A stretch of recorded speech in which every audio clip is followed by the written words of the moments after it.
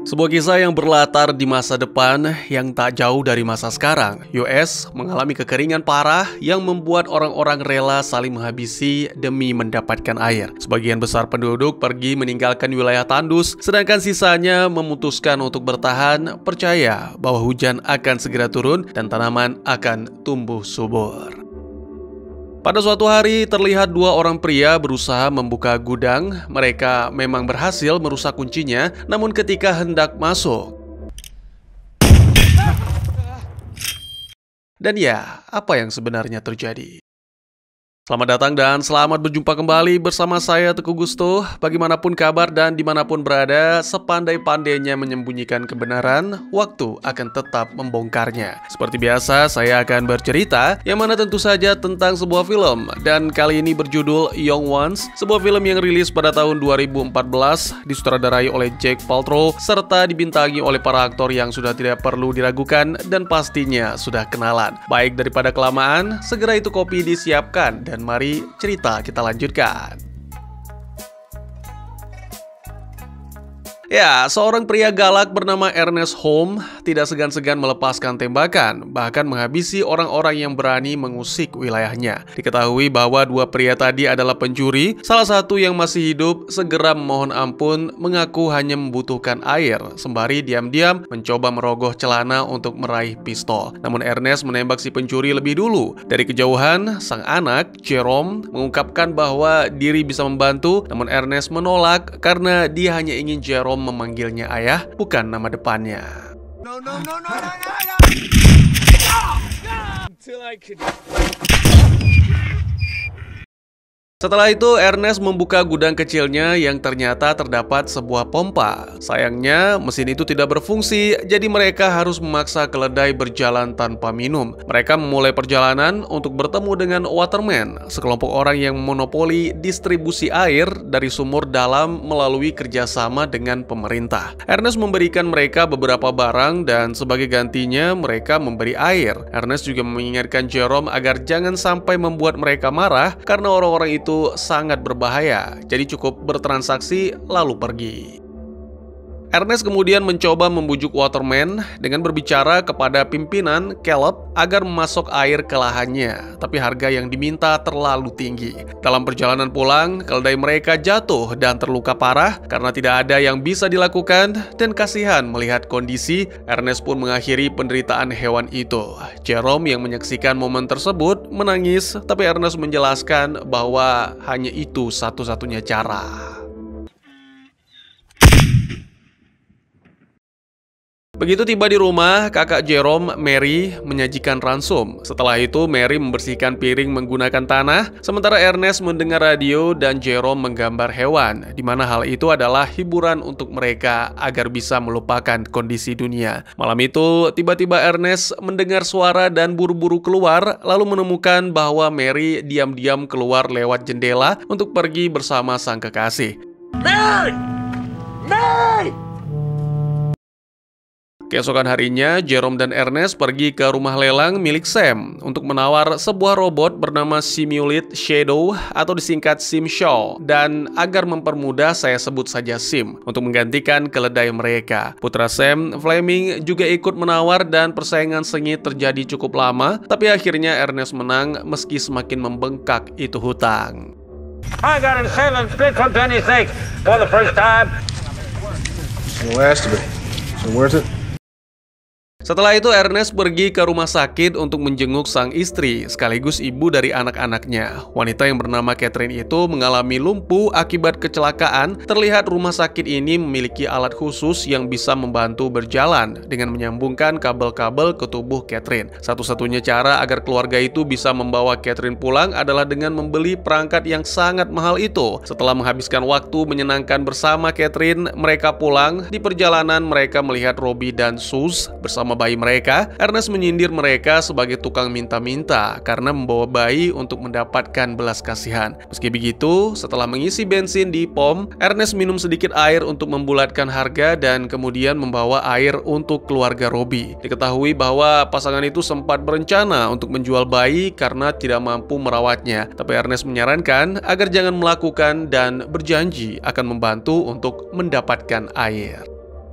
Beberapa waktu kemudian saat Ernest dan keluarganya berada di rumah, tiba-tiba Fleming datang dan terungkap bahwa dia adalah kekasih Mary. Dia memohon agar SIM dipinjamkan dan berjanji akan membayar sewa, tapi Ernest menolak kecuali ada jaminan tertulis dari Sam. Tersinggung, Fleming mengatakan bahwa Ernest tak akan pernah bisa mengairi lahannya lalu pergi.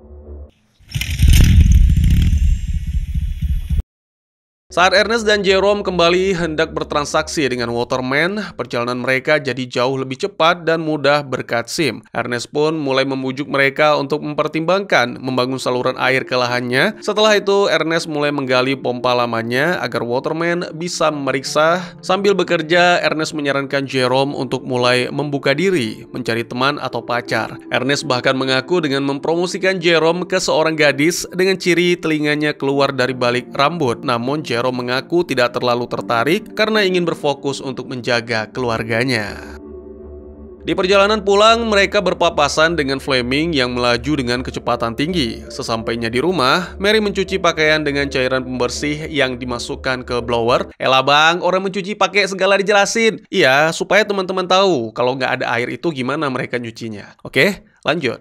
Ernest menghampiri dan melarang Mary keluar rumah, apalagi secara diam-diam. Mary pun menjadi marah dan menegaskan bahwa diri sudah cukup dewasa untuk mengambil keputusan. Ernest kemudian mengungkapkan bahwa ini demi melindungi Mary, tapi Mary-nya sendiri malah mengungkapkan kebencian dan mengaku mencintai Fleming. Gadis itu pun mencoba untuk kabur dengan meminta uang Jerome, sehingga Ernest segera menangkapnya. Akhirnya Mary hanya bisa menangis, menyalahkan Ernest karena dianggap gagal menjaga keluarga. Pada suatu malam, Ernest dan Jerome terbangun dan menyadari bahwa SIM telah dicuri. Ernest langsung mencurigai Fleming dan pergi ke rumahnya, tapi Sam menjelaskan bahwa Fleming sudah berangkat dengan truk ke arah pegunungan tadi pagi. Terungkap bahwa tanah yang sekarang dimiliki Ernest dulunya adalah milik Sam, dan Fleming terobsesi dengan warisan keluarga mereka yang hilang. Meski Sam sendiri percaya bahwa tanah itu sudah tidak subur lagi, bahkan jika hujan turun. Setelah itu Ernest pergi ke pegunungan untuk menyelidiki dan tiba-tiba saja ada yang menyerangnya hingga pingsan. Saat malam, Ernest terbangun di camp Waterman. Di sana ia dituduh telah mencuri persediaan mereka dengan bantuan robot SIM. Ernest bersikeras bahwa dia tidak melakukan, tapi Caleb langsung menyerang. Terjadi perkelahian sengit dan setelah berjuang keras, Ernest berhasil merebut pisau Caleb serta sebuah senapan. Ernest menegaskan bahwa dirinya tidak berniat menyakiti siapapun, lalu bergegas melarikan diri, sementara Caleb terus berteriak mengancam. Di perjalanan pulang, Ernest menemukan Fleming sedang tidur di dekat api unggun dengan SIM di sampingnya. Ya, sesuai dugaan, ternyata Fleming lah yang mencuri SIM dan semua persediaan Waterman agar Ernest yang terlihat bersalah. Keesokan paginya, Ernest membangunkan Fleming sambil mengarahkan senapan ke wajahnya, lalu mengikat pria itu ke SIM yang kini membawa barang-barang curian. Mereka berjalan di bawah terik matahari untuk menyerahkan Fleming ke Waterman, dan sepanjang perjalanan, Fleming terus mengoceh serta menyebut-nyebut Mary. Karena kesal, Ernest pun menarik tali hingga Fleming jatuh. Cooking and sewing.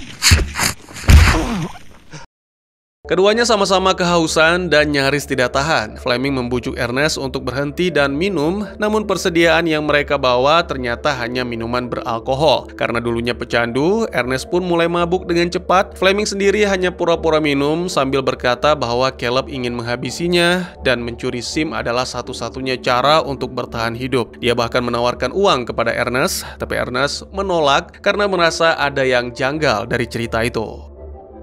Saat Ernest berusaha berdiri, efek alkohol membuatnya lemah dan hampir tak bisa bergerak. Ternyata itu memang rencana Fleming dari awal. Dia memanfaatkan momen tersebut untuk menyerang kepala Ernest menggunakan batu, sehingga Ernest terhempas ke tebing dan tumbang. Saat setengah sadar, Ernest sempat mengingat kembali kecelakaan mobil yang dialami Catherine, yang ternyata disebabkan oleh kebiasaan buruk Ernest mengkonsumsi alkohol. Kemudian saat Ernest sadar, dia sudah diikat di tubuh SIM dan Fleming mulai menuangkan alkohol ke mulutnya sambil berteriak histeris. There we go, there we go.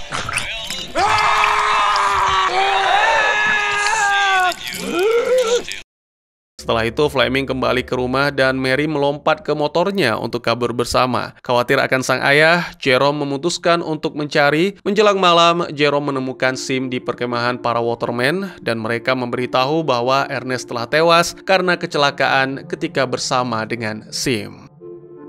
Adegan berpindah menampilkan pemakaman. Mary pulang dan dua bersaudara itu menangis bersama. Kemudian mereka mengunjungi sang ibu untuk menyampaikan kabar duka. Fleming menjemput dengan truk dan membawa mereka kembali ke rumah. Di sana, Jerome yang marah besar mulai menghancurkan Sim dengan palu, tapi Fleming datang dan menghentikan. Ia berkata bahwa kesedihan memang berat, tapi jangan sampai merusak sumber penghasilan keluarga. Fleming menawarkan diri menjadi kepala keluarga yang baru dan berjanji akan membantu mereka. Lalu dia mengejutkan Jerome dengan kabar kehamilan Mary. Fleming ternyata memiliki rencana besar untuk pertanian mereka, dan Jerome akhirnya setuju memberikan kesempatan. Pada sore hari, Fleming mengantar persediaan ke waterman dan meminta Caleb agar memasang pipa air ke lahan mereka. Awalnya Caleb menolak, tapi tiba-tiba Fleming menuduh Caleb menjadi penyebab kematian Ernest, sembari meletakkan pisau Caleb yang ditemukan di dekat mayat Ernest. Takut dengan kemungkinan masalah hukum, Caleb pun akhirnya setuju untuk mengalirkan air ke tanah keluarga itu. Beberapa hari kemudian, pompa air baru dipasang secara resmi dan Fleming bekerja keras sepanjang hari menanam gandum yang kini bisa disiram dengan alat penyemprot otomatis. Keluarga itu kini juga bisa mandi sungguhan. Minggu demi minggu berlalu dan Jerome terkejut saat melihat tunas tumbuh hingga akhirnya lahan itu berubah menjadi ladang yang hijau dan subur. Semuanya bergembira, ditambah lagi Fleming dan Mary akhirnya merayakan pernikahan yang manis, serta mereka juga menato telapak tangan dengan inisial pasangan. Saat pesta berlangsung, Fleming meneguk minuman senang sehingga pikirannya terus dihantui oleh kematian Ernest. Beberapa hari kemudian, Sam datang ke pertanian bersama dua orang perwakilan dari bank. Ternyata hutang Ernest sangat besar dan kini Fleming harus melunasi dengan merelakan ladang barunya. Merasa marah dan tidak terima, Fleming melakukan freestyle dengan motornya sehingga membuat kuda-kuda takut. Sam menegurnya, menjelaskan bahwa tak ada yang pernah benar-benar ingin membeli tanah itu. Ernest tidak menjual karena tidak akan pergi dari tempat ini. Kini, karena ada air dan hasil panen, bank berniat menjual tanah itu. Jadi jika tidak ingin kehilangan ladangnya, Fleming harus membayar hutang Ernest.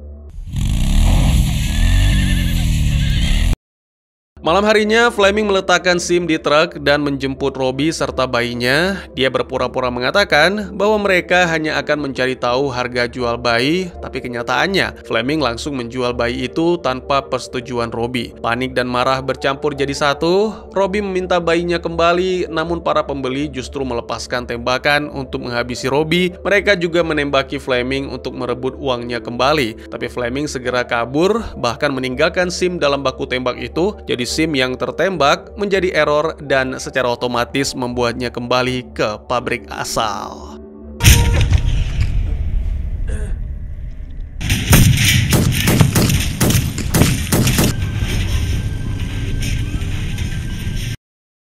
Keesokan harinya, Fleming membayar hutang bank dengan uang dari penjualan bayi, lalu berbohong kepada Jerome dan Mary, mengatakan bahwa ia telah menjual Sim kepada Robbie. Memang brengseknya nggak ada obat ini orang. Sementara itu, Sim sampai ke kota dan ditemukan oleh penciptanya, Calvin, yang lalu melacak informasi pemilik aslinya dan menghubungi ke rumah keluarga Holmes. Jerome yang menerima panggilan itu mulai curiga dan langsung menuju ke pasar lokal. Di sana dia melihat Fleming sedang bicara dengan Suze yang kini menggendong boneka seolah-olah itu adalah bayinya. Melihat hal itu, Jerome mencoba mendekati dengan niat mengajak bicara, tapi Fleming dengan cepat menarik Suze pergi. Di pertanian, Jerome menanyakan tentang Robbie, tapi Fleming hanya menjawab bahwa Robbie kabur dengan Sim dan meninggalkan keluarganya begitu saja. Jerome yang sudah curiga, mengatakan bahwa ia akan mengunjungi sang ibu, padahal diam-diam dia naik bus menuju ke perbatasan. Sangat disayangkan, setibanya di lokasi, petugas tidak mengizinkan menyeberang karena Jerome masih di bawah umur dan tidak didampingi wali. Saat itulah seorang gadis bernama Anna menghampiri dan menawarkan bantuan untuk diselundupkan ke seberang asalkan dibayar. Yang menjadi perhatian Jerome adalah telinga gadis itu, sehingga membuatnya sempat terpana. Tapi pada akhirnya menyetujui tawaran Anna lalu bersembunyi di dalam truk ayam. Hanya dalam beberapa jam, truk itu mencapai kota. Ini adalah pertama kalinya dia tiba di tempat seperti itu. Dia bertemu kembali dengan Anna yang membawanya ke pabrik tempat SIM dirancang. Namun gadis itu hanya mengambil setengah bayaran. Anna menjelaskan bahwa perjalanan pulang tidak akan dipersulit, tak ada yang menghentikan seseorang yang ingin pergi dari kota. Sebelum pergi, Jerome memberanikan diri untuk bertanya apakah Anna pernah mengenal seseorang bernama Ernest. Tapi sayangnya Anna mengaku tidak mengenali nama itu. Tak lama kemudian Jerome bertemu dengan Kelvin, pencipta SIM, yang kemudian menunjukkan semua fungsi dari mesin itu. Ternyata mata SIM adalah kamera yang dirancang untuk merekam kemiringan lahan guna keperluan penghijauan ulang, dan selama ini telah merekam semua yang dilihatnya. Kelvin mengajarkan cara mengakses memori SIM dan memberi Jerome waktu sendirian. Jerome sangat emosional saat melihat sang ayah dalam rekaman, namun perasaan itu berubah menjadi ketakutan dan kemarahan karena pada suatu rekaman diperlihatkan bahwa Fleming lah yang telah menghabisi Ernest. Ya, dalam rekaman tersebut terlihat bahwa Fleming mengikat Ernest ke tubuh SIM dan mengarahkannya ke Camp Waterman, membuat seolah-olah SIM lepas kendali dan secara tidak sengaja menyeret Ernest hingga tewas.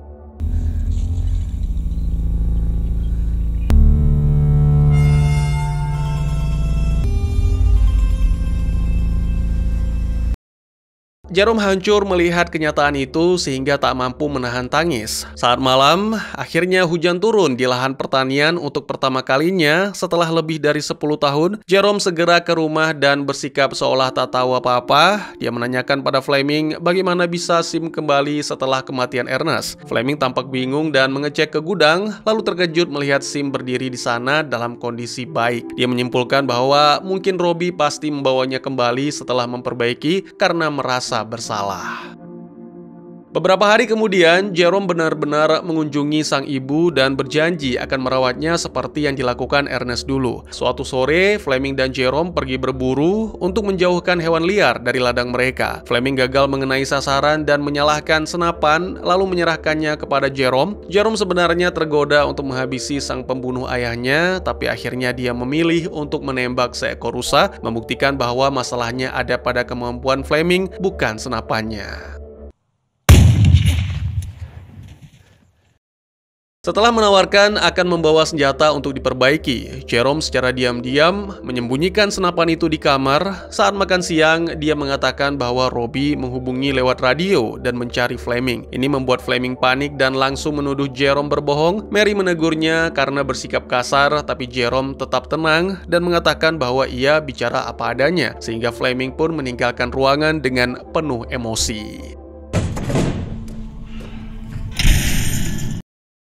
Keesokan harinya, Fleming menerima surat yang ditulis Jerome dan membuatnya seolah-olah dari Robbie, yang mana isi surat itu meminta Fleming untuk bertemu di tebing karena ada masalah. Sebelum pergi, Fleming mencari senapannya, tapi Jerome mengatakan bahwa dia membawanya ke bengkel karena Fleming sendiri mengatakan senapan itu rusak. Fleming tak punya pilihan selain berpura-pura menerima penjelasan tersebut dan meminta maaf atas kemarahan kemarin saat makan. Setelah mengambil pisau, Fleming pergi ke tebing bersama SIM. Setibanya di lokasi, dia memanggil-manggil nama Robbie, namun sama sekali tidak ada jawaban sampai akhirnya Fleming yang lengah jatuh ke dalam lubang tersembunyi. Fleming menjerit kesakitan dan meminta bantuan SIM, tapi mesin itu tidak mengerti. Saat itulah Jerome muncul, hanya berdiri sambil memandangi Fleming sembari memainkan batu di tangan. Fleming segera sadar bahwa Jerome sudah tahu kebenarannya. Dalam kepanikan, Fleming memohon ampun, mengatakan bahwa apa yang terjadi pada Ernest hanyalah kecelakaan. Tapi Jerome menatap diam, membiarkannya menderita di bawah terik matahari. Tak lama kemudian, Fleming kembali berteriak, meminta tolong dan memohon Jerome memikirkan Mary dan bayi yang dikandungnya. Dia mengoceh panjang kali lebar tentang penyesalan dan kecelakaan, tapi hanya membuat Jerome semakin marah hingga akhirnya menembak kepala Fleming.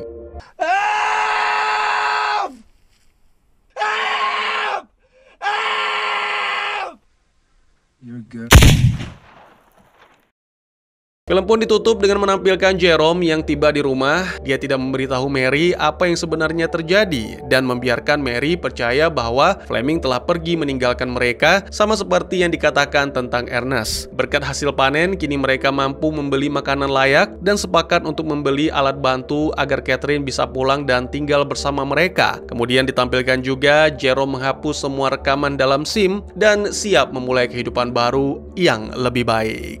Dan tamat.